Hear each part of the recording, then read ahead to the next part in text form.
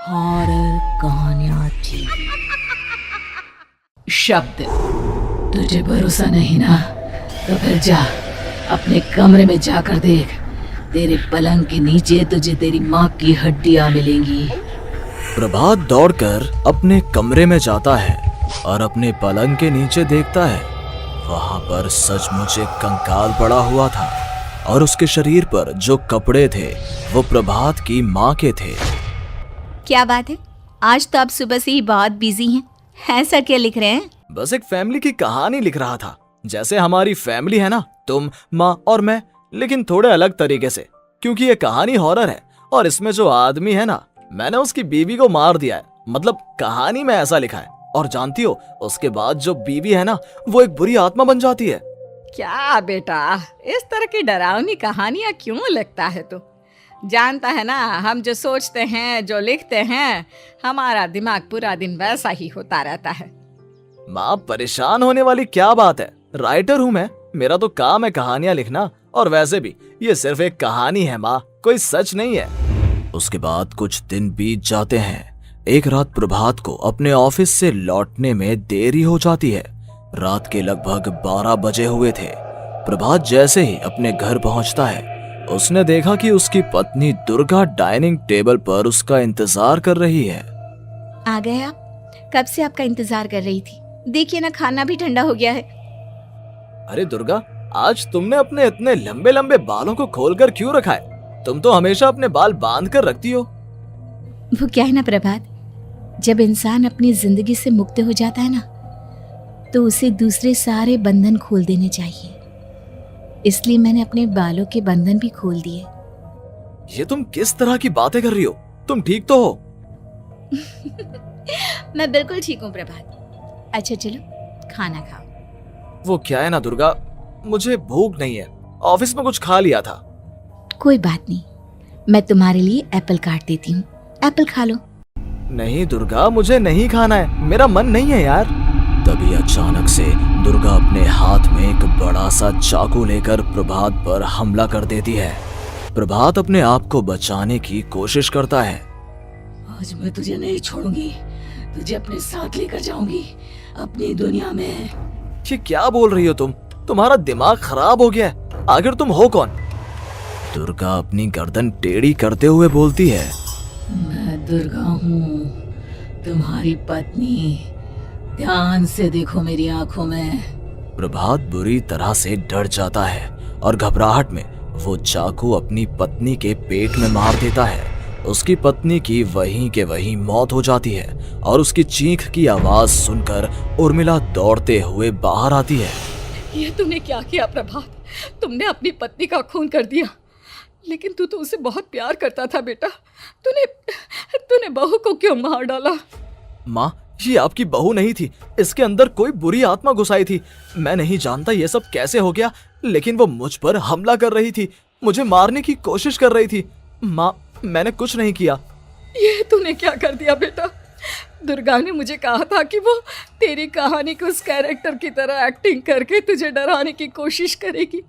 अरे वो तो तेरे साथ मजाक कर रही थी। हे भगवान, ये क्या हो गया? इसका मतलब दुर्गा। लेकिन माँ, मैंने जो कहानी लिखी थी उसमें भी ऐसा ही हुआ था। उस औरत ने अपने पति के साथ मजाक किया और गलती से उसके पति ने उसके पेट में चाकू मार दिया।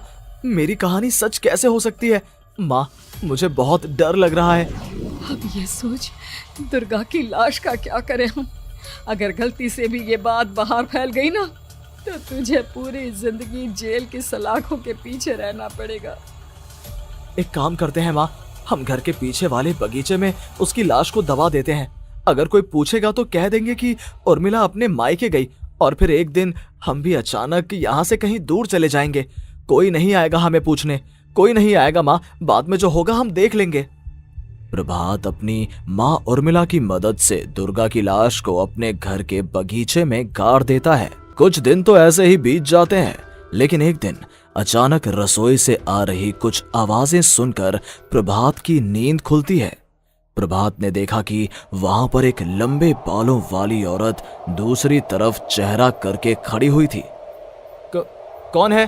कौन है वहां पर? अरे कौन हो तुम? मैं दुर्गा हूँ प्रभात। क्या हुआ? मुझसे इस तरह के सवाल क्यों कर रहे हो तुम? तुम दुर्गा नहीं हो सकती। दुर्गा तो प्रभात, मैं तुम्हारी पत्नी हूँ, तुम मुझे कैसे भूल सकते हो? 4 दिन के लिए मायके क्या चली गई, तुम तो मुझे भूल ही गए। अब अगली बार ना मैं कहीं नहीं जाऊंगी। पता चला तुमने तो मुझे पहचानने से ही इनकार कर दिया। नहीं, तुम दुर्गा नहीं हो सकती। तुम दुर्गा हो ही नहीं सकती। मैं जानता हूँ ये सब क्या हो रहा है। मैंने अपनी कहानी में लिखा था कि उस आदमी की पत्नी की मौत के बाद एक बुरी आत्मा उसका रूप लेकर उसके घर में आ जाती है। तुम वही हो ना? और अचानक से खूबसूरत दुर्गा का चेहरा काला पड़ जाता है।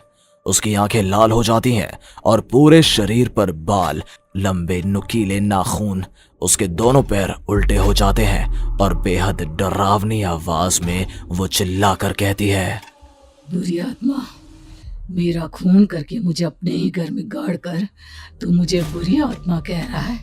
मैं तुझे छोड़ूंगी नहीं। और अचानक से प्रभात के घर में बेहद डरावनी आवाजें गूंजने लगती हैं।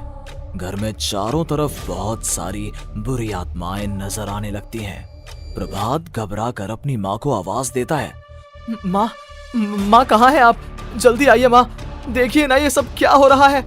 प्रभात ने देखा कि अचानक से उसकी माँ कमरे से दौड़ कर आती है। क्या हुआ प्रभात? और ये लोग कौन है? इन सब की गर्दन टेढ़ी क्यों है? इनके बाल खुले हुए। प्रभात, ये सब लोग तो मुझे मरे हुए नजर आ रहे हैं। हाँ माँ, ये सब लोग मरे हुए ही हैं और ये ठीक वैसा ही हो रहा है जैसा मेरी कहानी में हुआ था। लेकिन मेरी कहानी के हिसाब से तो आप भी। अचानक से उर्मिला का रूप बदल जाता है। वो भी एक डरावने साए की तरह बन जाती है और बेहद डरावनी आवाज में चिल्ला चिल्ला कर कहती है, मर गई तेरी माँ। जानता है, कल रात जब तू सो रहा था ना, तो मैंने उसके शरीर का सारा खून पी लिया। अब बस हड्डियां बची है उसके शरीर में। नहीं, ऐसा नहीं हो सकता। ऐसा बिल्कुल नहीं हो सकता। मेरी माँ नहीं मर सकती। तुझे भरोसा नहीं ना? तो फिर जा, अपने कमरे में जाकर देख। तेरे पलंग के नीचे तुझे तेरी माँ की हड्डियां मिलेंगी। प्रभात दौड़कर अपने कमरे में जाता है और अपने पलंग के नीचे देखता है।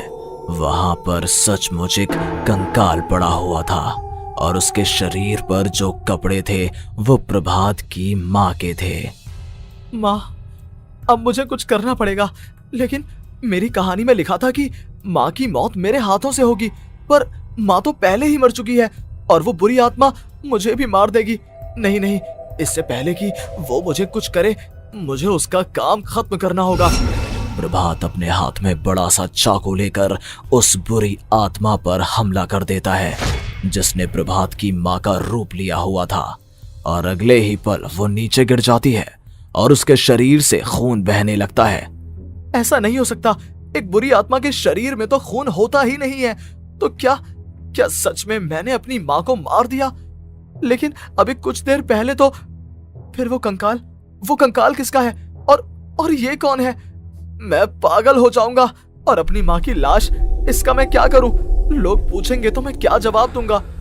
तभी वहां पर दुर्गा का रूप लेकर जो आत्मा थी उसने प्रभात से कहा, गाड़ दे अपनी माँ को ले जाकर उसी जगह जहाँ तूने मेरा खून करके मुझे गाड़ दिया था। जा, चला जा। घबराया हुआ प्रभात पागलों की तरह अपनी माँ की लाश को लेकर बगीचे में गाड़ देता है। प्रभात की हालत पागलों जैसी हो जाती है। वो अपने आप को अपने घर में बंद कर लेता है। कहानी के हिसाब से तो आगे ये हुआ था कि कहानी लिखने वाले ने उन बुरी आत्माओं से डरकर आत्महत्या कर ली थी। तो क्या मैं भी मर जाऊंगा? क्या मैं भी आत्महत्या कर लूंगा? एक काम करता हूँ, मैं अपनी कहानी का अंत बदल देता हूँ। हाँ, ये मैंने पहले क्यों नहीं सोचा। मैं लिख दूंगा कि कहानी को लिखने वाला आत्महत्या नहीं करता, बल्कि कहीं दूर जाकर नए सिरे से अपनी जिंदगी शुरू करता है। यही सोचकर प्रभात ने अपनी लिखी हुई कहानी को बाहर निकाला और उसे पढ़ना शुरू किया। ये देखकर वो हैरान रह गया कि कहानी का क्लाइमैक्स तो किसी ने पहले ही बदल दिया था। ये क्या? इसमें तो लिखा हुआ है कि आखिर में उस लेखक की पत्नी और माँ दोनों बगीचे में जिंदा दफन थे। बुरी आत्माओं ने उनको कैद करके रखा था और वो लेखक अपनी माँ और पत्नी दोनों को जिंदा बाहर निकाल लेता है। लेकिन ये सब लिख किसने दिया? प्रभात दौड़कर बगीचे में जाता है और वहां पर खुदाई करना शुरू कर देता है। प्रभात देखता है कि वहां पर लकड़ी के 2 बड़े संदूक हैं और उनके अंदर से आवाजें आ रही हैं। प्रभात, प्रभात बचा लो मुझे, अगर थोड़ी देर और हो गई तो वो मुझे छोड़ेगी नहीं। बेटा देखो, मैं इस बक्से के अंदर बंद हूँ, प्लीज मुझे बाहर निकालो, वो बुरी आत्मा किसी भी वक्त मुझे मार डालेगी। प्रभात वो दोनों बक्से बाहर निकालता है और अपनी पत्नी और माँ दोनों को आजाद करवा लेता है। लेकिन तभी वहां पर अचानक से एक बेहद डरावनी और खौफनाक दिखने वाली औरत आ जाती है। तुझे क्या लगा था इतनी आसानी से अपनी पत्नी और माँ को बचा लेगा? बस 5 मिनट और उसके बाद अमावस का चांद आसमान में आने ही वाला है। लेकिन तूने इन दोनों को बाहर निकाल लिया, अब तुझे मरना होगा। नहीं, मैं जानता हूँ मैं नहीं मरूंगा, और अब आगे क्या करना है ये भी मुझे पता है। प्रभात, ये बहुत खतरनाक है, हमें मार डालेगी। प्रभात, चलो यहाँ से। नहीं दुर्गा, अब मुझे अच्छी तरह से पता चल चुका है कि इस बुरी आत्मा से हम कैसे पीछा छुड़वा सकते हैं। और इतना कहकर प्रभात अपने हाथ में पकड़ी हुई सिंदूर की थैली उस बुरी आत्मा के ऊपर उछाल देता है। कुछ ही देर में वो जमीन पर गिरकर राख में बदल जाती है। ये सब क्या हो रहा था बेटा? ये सब तुम्हारी लिखी हुई इस कहानी की वजह से हुआ है ना? नहीं माँ, पहले मुझे भी ऐसा ही लगा, लेकिन बाद में पता चला कि बरसों पहले हमारे इस बगीचे की जमीन के अंदर किसी को जिंदा गाड़ दिया गया था और बस उसी औरत की आत्मा हमें परेशान कर रही थी। उसी ने मेरे शब्दों में जान डालकर उस कहानी को जिंदा कर दिया था।